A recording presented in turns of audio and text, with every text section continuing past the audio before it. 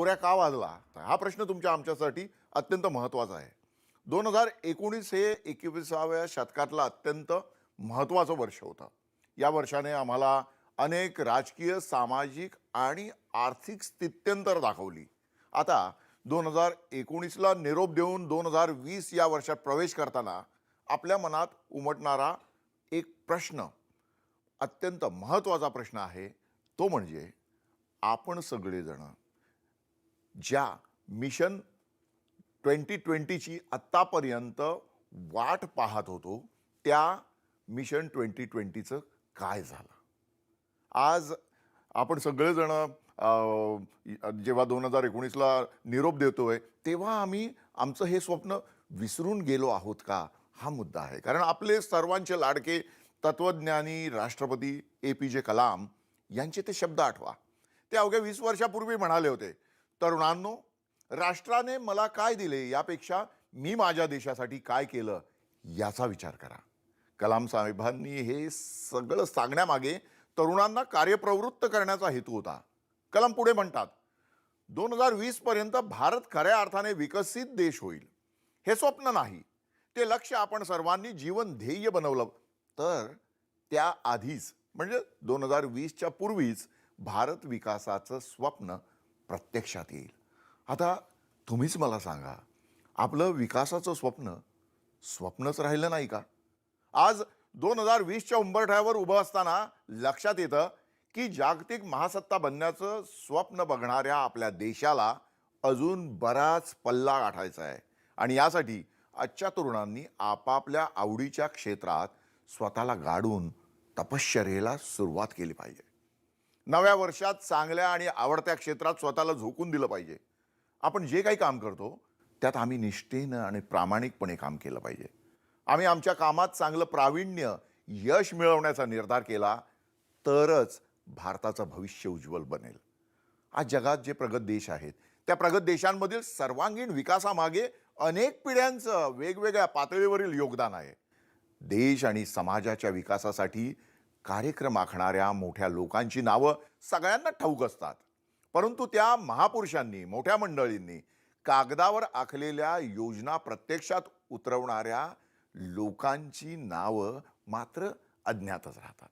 मग भले तो एखादा कुशल कारागीर असेल किंवा कसबी कामगार, त्याचं नाव लोकांपर्यंत जात नाही. आणि अर्थात त्यामुळे देश विकासासाठी केलेली कामं वाया मात्र जात नाही. त्या माणसांच्या कष्टातून उभ्या राहिलेल्या इमारतीत लोकांची कामं होतात. शेकडो कामगारांच्या घावाने आणि घामाने रेल्वे रूळ सरळ होतात आणि मग हजारो चाकरमान्यांना खांद्यावर घेणारी लोकल धावू लागते. काम करणारे हात पुढील आव्हानांची 2 हात करण्यासाठी निघून जातात. अगदी महत्त्वाचे निर्णय घेणारे पंतप्रधान, मुख्यमंत्री, मंत्री यांच्या बाबतीतही असंच घडतं. परंतु संवेदना असलेला समाज त्या कर्तृत्ववान व्यक्तींचा आदर्श समोर ठेवून वाटचाल करण्याचा प्रयत्न करत असतो. त्यामुळे त्या आदर्शातून त्याला काहीतरी चांगलं करण्याची प्रेरणा मिळते आणि साहजिकच त्याचा देशाला फायदा होतो. कादंबरीकार चार्ल्स डिकन्स यांनी एका ठिकाणी फार सुंदर लिहिलं होतं. ते म्हणतात, हे विश्व म्हणजे स्वप्न नाही, ते प्रत्यक्ष अस्तित्वात आहे. मुख्य म्हणजे आपण सारे त्याचा मुख्य भाग आहोत. त्यामुळे आपण सतत सज्ज आणि कार्यतत्पर असलं पाहिजे. चला, या तुमच्या विश्वात या, भलेही ते छोटे असो किंवा मोठे. थोडक्यात सांगायचं तर आपल्या अवतीभोवतीचं जग सुखी आणि समृद्ध करण्याचा प्रयत्न केला पाहिजे. त्यासाठी फार मोठ्या योजनांची किंवा मोहिमांची गरज नाही. ज्याप्रमाणे जगातील सर्वात उंच असणाऱ्या एव्हरेस्टवर चढाईची सुरुवात पहिल्या पावलाने होते, ते पहिलं पाऊल लोकांना अगदी सहज सोपं वाटतं. परंतु एव्हरेस्टवर चढाई करणे ही कल्पनासुद्धा सामान्य माणूस करू शकत नाही. त्यामुळे देश वा समाज बदलाचा विचार करताना आम्ही पहिलं पाऊल टाकणं आवश्यक असतं. एव्हरेस्ट गाठण्याचा विचार नंतर येऊ शकतो. अगदी साध्या साध्या गोष्टींमधून ही बदलाची प्रक्रिया सुरू असते. जेव्हा एखाद्या बालकाला जीवनाच्या विविध टप्प्यांवर पालकांकडून चांगलं शिक्षण मिळतं, तेव्हा तो देशाचा जबाबदार नागरिक बनतो. ज्ञान आणि अनुभव समृद्ध शिक्षक असतील तर नैतिकतेचे संस्कार असलेली तरुणाई आकाराला येते. जेव्हा एखादी व्यक्ती किंवा कुशल कर्मचाऱ्यांच्या गटाला योग्य तंत्रज्ञानाची जोड लाभते, त्यावेळी चांगला बदल आणि अपेक्षित यश मिळणार या शंकाच नसते. जेव्हा एखाद्या संस्थेतील प्रमुख व संघटनेचा नेता आपल्या सहकाऱ्यांना काम करण्याचा, निर्णय घेण्याचा आणि धोका पत्करण्याचा अधिकार देतो, त्यावेळी नवे नेतृत्व घडण्याची प्रक्रिया सुरू होते. समाजाच्या सर्व स्तरावर काम करणाऱ्या या नेतृत्वाच्या जोरावरच देशाची प्रगती होते. जेव्हा महिलांना समान अधिकार आणि सन्मान दिला जातो, त्यावेळी समाजाची प्रगती वेगात होते. राजकीय नेते, सत्ताधारी लोक जेव्हा विविध योजना आणि लोककल्याणकारी कार्यक्रमांमधून सर्वसामान्य नागरिकांना समर्थ करण्याचा, सक्षम बनवण्याचा प्रयत्न करतात, त्यावेळी देशाचं भविष्य उज्ज्वल आहे हे सांगायला कुणा तज्ज्ञांची गरज नसते. भारताच्या एकूण सद्यस्थितीचा आपण विचार केला तर आज आमच्या तरुणांच्या देशाला आणि राज्याला चांगल्या दमदार नेतृत्वाची गरज आहे. आम्हाला असं नेतृत्व हवं आहे जे समाजाच्या विकासाचा कार्यक्रम ठरवताना सामान्य माणसांचा प्रथम विचार करेल. सबसिडीच्या शिडीवर चढून जगण्याची चटक लागलेल्या भारतीय लोकांना या नव्या नेतृत्वाने स्वकर्तृत्वाची सवय लावावी. अनुदान सवलतींच्या कुबड्या काढून घ्याव्यात आणि आमच्यातील दुर्बल घटकांना ज्ञानाचा, श्रमाचा पाया किती महत्त्वाचा असतो ते पटवून द्यावं, ही आज काळाची गरज बनलेली आहे. राज्यघटना तयार करताना आमच्या राष्ट्रीय नेतृत्वाने समाजातील मागासलेल्यांचं मागासपण दूर व्हावं यासाठी राखीव जागांची तरतूद केली होती. ते आरक्षण सुशिक्षित आणि सक्षम लोकांचं रक्षण करण्यासाठी नव्हतं, पण केवळ जन्म त्या वर्गात झाला म्हणून आजही अनेक बड्या घरातील मुलं आरक्षणाची सवलत राजरोसपणे भक्षण करताना दिसतात. या आपल्या कृतीद्वारे आपणच आपल्या समाजातील एका खरोखर मागे असलेल्या तरुणाचा अधिकार हिरावून घेतो, याचे सुद्धा भान त्यांना नसते आणि त्याची जाण नसते. हे कुठेतरी थांबलं पाहिजे. परंतु ते थांबणं दूरच, आता सगळ्याच प्रगत आणि बड्या जातींमध्ये स्वतःला मागास ठरवण्याची स्पर्धा लागली आहे. बदलत्या भारताचं हे बदलतं चित्र अस्वस्थ करणार आहे. एकीकडे भारत विकासाची भाषा करायची आणि दुसरीकडे मागासलेपणाचं सोंग आणायचं. हा सगळा विरोधाभास मन अस्वस्थ करणारा आहे, मन उद्विग्न करणारा आहे. ज्या देशातील बहुतांश लोक काही मोजक्या सवलतींसाठी स्वतःला मागासलेले ठरवण्यास तयार असतात, तो देश जागतिक महासत्ता कसा बनेल, त्याला जगाची सत्ता नाही तर लत्ता मिळेल यात कोणताच संदेह नाही. आमच्या देशातील तरुण वर्गाने या सर्व गोष्टींचा विचार केला पाहिजे, कारण आपला देश आपल्यालाच मोठा करावा लागणार आहे. आपल्या भारतीय समाजाची प्रगती आपल्याला तरुणांच्याच बुलंद बाहुबळावर होणार आहे. मेणबत्त्या हातात घेऊन निदर्शन करणारे किंवा उंची कपडे घालून प्रदर्शन करणारे तरुण ज्या क्षणी आपापल्या आवडीच्या क्षेत्रात स्वतःला गाडून घेतील, अभ्यास, संशोधन याचा निधिध्यास घेऊन कामात मग्न होतील, त्या क्षणी भारताच्या समृद्धीच्या आशा पल्लवित होतील. नव्या वर्षात अन्य कुठलाही संकल्प न सोडता आपण जे काही काम करतो त्यात चांगलं प्रावीण्य, चांगलं यश मिळवण्याचा निर्धार करूया, त्यात प्रामाणिक योगदान देऊया. पहा, मग देशाचा विकास किती वेगात सुरू होतो. संकल्प आपण दरवर्षी करतो. नव्या वर्षाची चाहूल लागता क्षणी जेव्हा एखादा संकल्प केला जातो तेव्हा तो पूर्णत्वास कधी जातो तर कधी तो पूर्णत्वास जात सुद्धा नाही. आणि या सगळ्या पार्श्वभूमीवर आपण आज जो संकल्प करणार आहोत तो संकल्प नव भारताच्या निर्मितीचा संकल्प आहे. आणि हा संकल्प आम्ही सगळ्यांनी तडीच नेला पाहिजे. यासाठी मनपूर्वक शुभेच्छा. नववर्षाच्या भरपूर शुभेच्छा.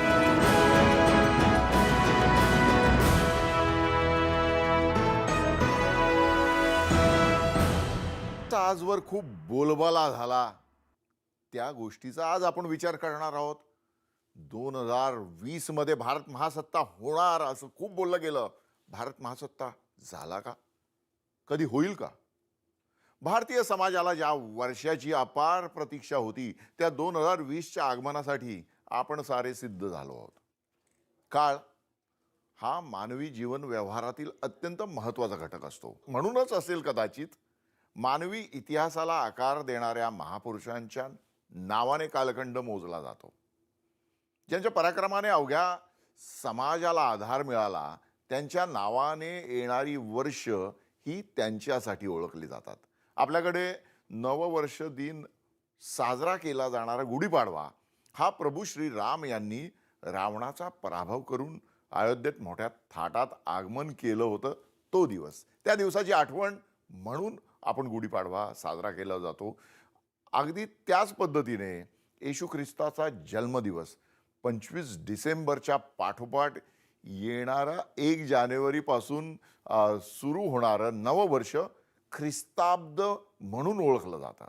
येशू ख्रिस्तांनी ज्या रोमन साम्राज्याच्या सर्वव्यापी सत्तेला आव्हान दिलं होतं, त्या काळात पारंपरिक दिनदर्शिका प्रचलित होती. तिला रोमन धर्मसंकल्पनेचा आधार होता. पुढे ज्युलियन कॅलेंडर म्हणजे ज्युलियन दिनदर्शिका प्रचलित झाली. अगदी 16व्या शतकापर्यंत वेगवेगळ्या देशात ज्युलियन दिनदर्शिकेचा आधार घेऊन लोकांचे व्यवहार होत होते. मात्र कॅथलिक धर्मगुरू पोप ग्रेगरी 13वे यांनी आधीच्या दिनदर्शिकेतील अतिरिक्त 11 दिवस कमी करून नवीन ग्रेगरियन कॅलेंडर आणलं. वास्तविक पाहता त्यांचा हा निर्णय खूप धाडसी होता. युरोपातील मोजक्या कॅथलिक देशांशिवाय त्यांना कुणाचाच पाठिंबा नव्हता. त्यांनी कॅथलिक धर्ममतानुसार 1582 मध्ये तयार केलेल्या दिनदर्शिकेत पहिल्या वर्षी विशेष बदल केलेले नव्हते. त्यात आणि ज्युलियन कॅलेंडरमध्ये फारसा फरक नसला तरी धार्मिक कट्टरतेमुळे प्रोटेस्टंट आणि इतर ख्रिश्चन पंथीयांनी सुद्धा त्याकडे दुर्लक्ष केलं होतं. परंतु ग्रेगरियन दिनदर्शिका तयार करताना आधीच्या पंचांगातील घोळ संपवण्याचा प्रयत्न केलेला होता. त्यामुळे आधीच्या कॅलेंडरमधील जास्तीचे दिवस कमी करून ग्रेगरी बुल यांनी सोयीची आणि सुटसुटीत रचना केली. परिणामी ही दिनदर्शिका लोकप्रिय बनत गेली. आजही ती पोप ग्रेगरी यांच्याच नावाने ओळखली जाते. त्यामुळे जागतिकीकरणामुळे जवळ आलेलं अवघं जग आज नववर्षाच्या स्वागतासाठी सिद्ध होत असताना पोप ग्रेगरी 13वे यांचं स्मरण होणं स्वाभाविक आहे आणि साहजिक सुद्धा. अर्थात हा वैश्विक परिणाम स्वीकारून नाकारणाऱ्या कर्मठांचा या नववर्ष स्वागताला नेहमीच विरोध असतो. अगदी तसाच विरोध ते व्हॅलेंटाईन डेला सुद्धा करताना दिसतात. परंतु जातीय अहंकाराच्या पायावर उभा असलेला हा प्रतिकार स्वकीयांच्या पाठबळावाचून दुबळा ठरतो आणि म्हणूनच हास्यास्पद सुद्धा ठरतो. तो भागाला इदा.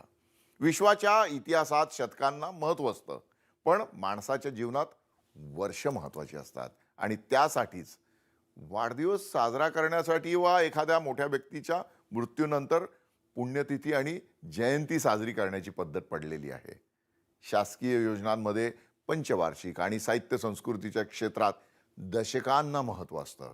पण लोक विलक्षण ध्येय गाठण्यासाठी निश्चय करणाऱ्या महामानवांच्या कर्तृत्वाला तपश्चर्या करतात. या सगळ्या पार्श्वभूमीवर आपण मात्र या शतकातील आज 3ऱ्या दशकामध्ये प्रवेश करतो आहोत आणि या 3ऱ्या दशकात प्रवेश करताना भारताला यशो मंदिराकडे नेण्याचा व्रतसिद्ध निर्धार आपण सगळेजण आता करणार आहोत. कारण 2 दशकांपूर्वी जेव्हा भारत 21व्या शतकात पाऊल टाकण्यासाठी अधीर झाला होता, त्यावेळी अवघं जग आपल्या देशाकडे मोठ्या आशेने पाहत होतं. 21वे शतक हे ज्ञानाधारित अर्थसत्तेचं शतक असेल आणि त्या ज्ञानाधारित अर्थसत्तांमध्ये भारत आणि चीन या 2 देशांचा प्रामुख्याने समावेश असेल असे भविष्यवेधी लोक उच्च रवाने बोलत होते. पण आज 21व्या शतकाची 2 दशकं उलटत असताना भारताचं जागतिक बाजारपेठेतील आणि सत्ता केंद्रातील स्थान अपेक्षेप्रमाणे उंचावलेलं दिसत नाही. भारतातील वाढती लोकसंख्या देश आणि जागतिक पातळीवर चिंतेचा आणि चिंतनाचा विषय बनलेली आहे. आमच्या अर्थचक्राला म्हणावी तशी गती मिळत नसल्याने गरिबी आणि बेकारी वाढत आहे. परिणामी गुन्हेगारी आणि भ्रष्टाचार समाजाच्या सर्व क्षेत्रात फोफावताना दिसतोय. त्यामुळे अवघा भारत अस्वस्थ आणि अशांत बनला आहे. जरा कुठे काही दुर्घटना घडली, जरा कुठे काही नवीन योजना किंवा नवीन धोरणं आली तर आंदोलनाचे उद्रेक होतात. अवघा असमंत आक्रोशाने व्यापला जातो. हे काही प्रगत समाजाचं लक्षण नाही.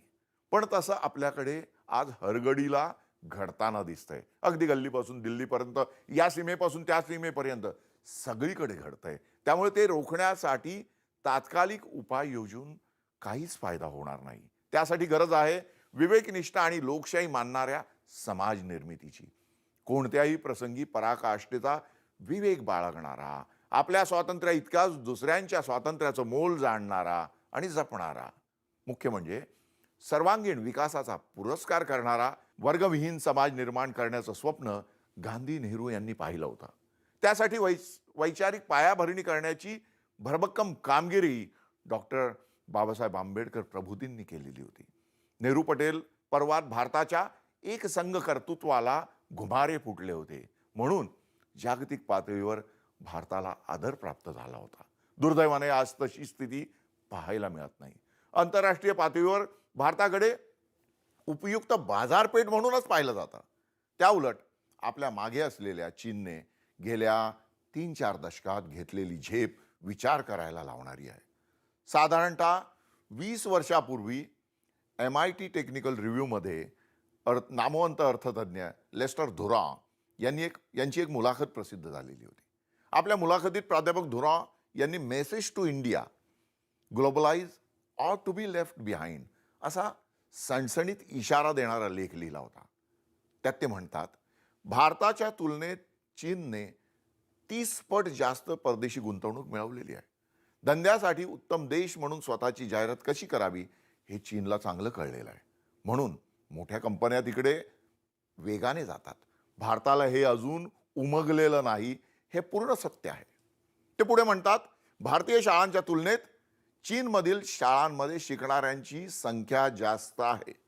भारतात शैक्षणिकदृष्ट्या पुढारलेलं राज्य चीनमधील सर्वात मागास राज्यापेक्षा कमी प्रतीचं असतं आणि यावरून आपण स्पर्धेत चीनपेक्षा किती मागे आहोत हे स्पष्ट होतं. काहीच वर्षांपूर्वी चीनने जपानला मागं टाकून जगातील दुसऱ्या क्रमांकाची अर्थसत्ता बनण्याचा मान मिळवलेला आहे. परंतु त्या घटनेचा त्यांनी अजिबात गाजावाजा केला नाही. आपल्याकडे आजही प्राथमिक आरोग्य आणि शिक्षणाच्या बाबतीत प्रचंड अनास्था आहे. तरीही आमच्या देशातील काही अतिविद्वान लोक सर्वसामान्य जनतेला भारत आता जागतिक महासत्ता बनणार अशी स्वप्न दाखवतायत. त्यावेळी हसावं की रडावं असा प्रश्न पडतो. त्यामुळे असेल कदाचित आपल्याकडील सुशिक्षित लोकही आज या दिवा स्वप्नात वावरताना दिसतात. आम्हाला भारत महान आहे असं वाटणं चांगलं आहे, परंतु तो जर खरोखरच महान असेल तर तशा वाटण्याला काही अर्थ उरत नाही.